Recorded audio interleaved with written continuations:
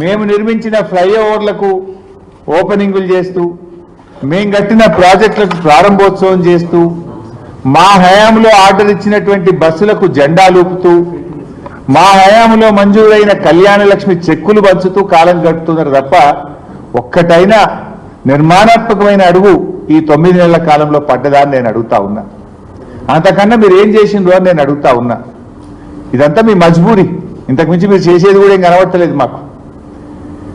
కేసీఆర్ గారి ఆనవాళ్లు చెరిపేస్తాం అని చెప్పి బీరాలు పలికినటువంటి ఈ నాయకులు ఇలా కేసీఆర్ గారు బీఆర్ఎస్ ప్రభుత్వం సాధించినటువంటి విజయాలను మీవిగా చెప్పుకోవడానికి మీరు పడుతున్నటువంటి తాపత్రయమే మీ మీద మా నైతిక విజయానికి ఒక సూచిక. మీ తన్లాట చూస్తుంటే మేము ఆల్రెడీ నైతికంగా మేము గెలిచినట్టే. మేము ఇచ్చిన ఉద్యోగాలు మీ ఉద్యోగాలుగా చెప్పుకుంటారు. మా హయాంలో 90% పూర్తయిన సీతారామ కట్కొత్తి మేమే చేసినామని చెప్పుకునే ప్రయత్నం చేస్తారు. మా ప్రభుత్వంలో నిర్మించిన ఫ్లైఓవర్లకు రిబ్బన్లు కత్తిరించి మేమే కట్టినట్టు ఫోజులు ఇచ్చే ప్రయత్నం చేస్తున్నారు. మా ప్రభుత్వంలో ఆర్డర్లు ఇచ్చి తయారైన బస్సులకు జెండాలూపుతూ మేమే చేసినామని చెప్పే ప్రయత్నం చేస్తూ మీరు ఇంతకు మించి ఏం చేసినారు? ఒక్క మంచి అడుగు పడ్డదా? సీతారామ నిర్మాణం కోసం మేము కృషి చేస్తుంటే ఆ రోజు ఇదే కాంగ్రెస్ పార్టీ నాయకులు కోర్టుల్లో కేసులు వేసిండ్రు. ఇది నేను చెప్తున్నదే కాదు, ఇక స్వయంగా తుమ్మల నాగేశ్వరరావు గారు ఆ రోజు ఏం చెప్పారో ఖమ్మం జిల్లా మంత్రి గారు మీరే వినండి ఒకసారి.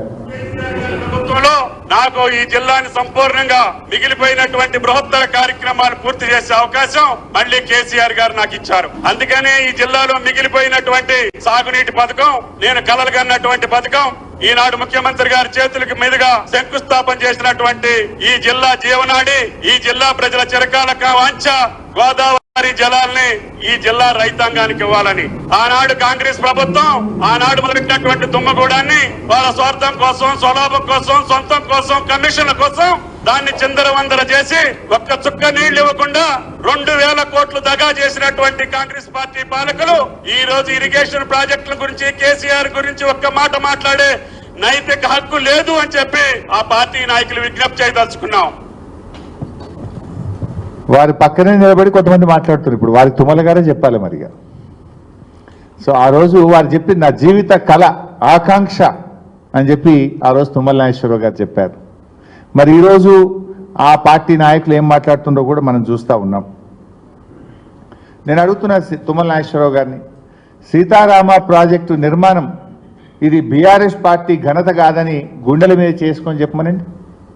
నిజంగా కేసీఆర్ లేకుండా ఇంకొకరుంటే అంత గొప్పగా ఖమ్మం జిల్లా గురించి, సీతారామ ప్రాజెక్టు గురించి రూపకల్పన జరిగేదా అని నేను అడుగుతా ఉన్నా. ఈరోజు ఇవాళ సీతారామ అనేటువంటిది కేసీఆర్ గారి కళ, ఇవాళ ఆయన కృషి ఫలితం. ఎందుకంటే వారు చాలా దూరదృష్టితో ఆలోచించారు. ఖమ్మం జిల్లాలో అప్పుడు వాళ్ళు ఆలోచించిన రాజీవ్ సాగర్, ఇందిరా సాగర్లో కూడా కొన్ని మండలాలు వదిలిపెట్టినారు, కొన్ని నియోజకవర్గాలు వదిలిపెట్టినారు. ప్రతి సంవత్సరం కూడా కృష్ణా నదిలో ఆలస్యంగా నీళ్లు రావడం వల్ల ఒక పంటనే సాగు జరుగుతూ ఉంది. వానాకాలం జరిగేటువంటి పరిస్థితి లేకుండా పోయింది. ఆ జిల్లా గోదావరి నదిని ఒడిసి పట్టుకొని అత్యంత ఎక్కువ పరివాహక ప్రాంతం ఉన్నటువంటి జిల్లా ఖమ్మం జిల్లా.